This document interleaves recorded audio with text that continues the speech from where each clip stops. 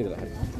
අද දින අපේ කලරාව ගම්ම ශ්‍රී ජයවර්ධනපුර විශ්වවිද්‍යාලයේ මේ සහන යාත්‍රා වැඩසටහන යටතේ 34 වෙනි වතාවට කිව්වා මේ සම්බන්ධ වෙන්නේ.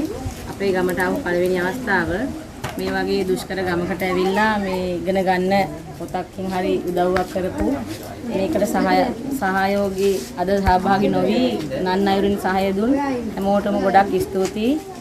අපි බලාපොරොත්තු වෙනවා අපේ දරුවන්ගේ අධ්‍යාපනය කටයුතු මින් ඉදිරියට කරගන්න විධිමත් විදිහට හොයලා බලලා දක්ෂ දරුවෝ ඉන්නවා. ආර්ථිකයෙන් ගොඩාක් දුෂ්කරයි අපි ඒ වගේ හොයලා බලලා ඒ ඉගෙන ගන්න උනන්දුව තියෙන දරුවෝ වෙනුවෙන් ශිෂ්‍යත්වයක් හරි ලබා දීලා ඒගොල්ලන්ගේ අධ්‍යාපනය මේ ගමෙන් එළියට යන්න. අපි ගම නරකයි කියන්නේ නැහැ. අපේ ගමේ දැන් අපි අද සම්බන්ධ වෙලා ඉන්නේ මේ පාසල. එක ශිෂ්‍යෙක් ඉන්නවා පාසල වැහිලා. මොකද ආපු ගුරුවරු මේක සමාජයට ගියත් මට කමක් නැහැ. හරි විදිහට ඉගෙනුවේ නැහැ. කිසිම මේ පැත්තෙම තියෙන දුෂ්කර සිංහල පාසල් දෙකක් තුනක් තියෙන්නේ. හැම එකෙම මේ වගේ තමයි. එක්ක රජයෙන් නොසලකා හරිනවා. එක්ක මේ ගොඩක් චූටි ගම්මානයක් ගන්න ළමයි නැහැ. 8යි 10යි 15යි ඔය වගේ නැඳුනේ.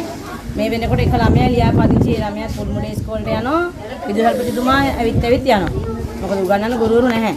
මේ සිංහල ජනතාවට ඇත්තටම සිංහල පාසල් ගැන ඉන්න පැමිණෙන ගුරුවරු වෙන්නේ එක්ක දේශපාලඥයන්ගෙන් උදව් හරහා ඒගොල්ලෝ යනවා හොඳ පාසල් හොයාගෙන. ආවා බාරගත්තා පවුවදාට මේක හොඳ නැහැ කියලා යනවා. ඉතින් ඒ හන්ද එහෙම වෙන්න දෙන්න එපා. අපි කියන්නේ මේ ඉන්න ළමයි ටික හරි ඉගෙනගෙන මේ ගමට හෝ වෙන තැනකට හෝ වැඩක් කරන්න පුළුවන් තත්යකට දරුවෝ හදාගන්න අපිට පුළුවන් ආකාරයෙන් උදව් කරන්න කියලා.